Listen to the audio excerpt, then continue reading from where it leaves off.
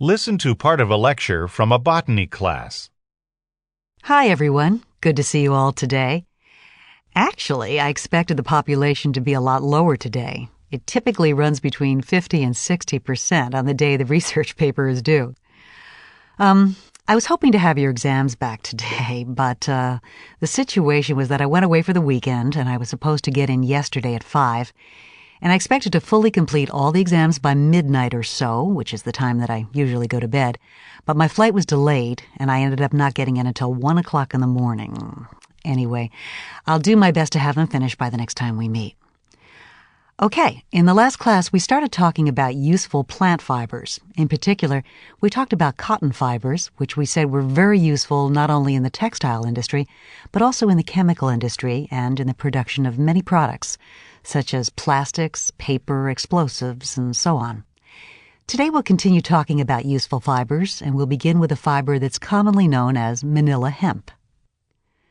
Now, for some strange reason, many people believe that manila hemp is a hemp plant, but manila hemp is not really hemp. It's actually a member of the banana family. It even bears little banana-shaped fruits. The manila part of the name makes sense because manila hemp is produced chiefly in the Philippine Islands, and of course, the capital city of the Philippines is Manila. Now, as fibers go, manila hemp fibers are very long. They can easily be several feet in length. And they're also very strong, very flexible. They have one more characteristic that's very important, and that is that they are exceptionally resistant to salt water. And this combination of characteristics, long, strong, flexible, resistant to salt water, makes manila hemp a great material for ropes, especially for ropes that are going to be used on ocean-going ships. In fact, by the early 1940s, even though steel cables were available, most ships in the United States Navy were not moored with steel cables. They were moored with manila hemp ropes. Now, why was that? Well, the main reason was that steel cables degrade very, very quickly in contact with salt water. If you've ever been to San Francisco, you know that the Golden Gate Bridge is red. And it's red because of the zinc paint that goes on those stainless steel cables. That if they start at one end of the bridge and they work to the other end, by the time they finish, it's already time to go back and start painting the beginning of the bridge again, because the bridge was built with steel cables, and steel cables can't take the salt air unless they're treated repeatedly with a zinc-based paint.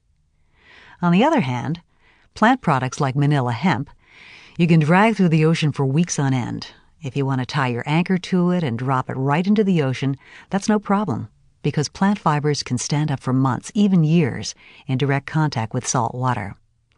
Okay, so how do you take plant fibers that individually you could break with your hands and turn them into a rope that's strong enough to moor a ship that weighs thousands of tons?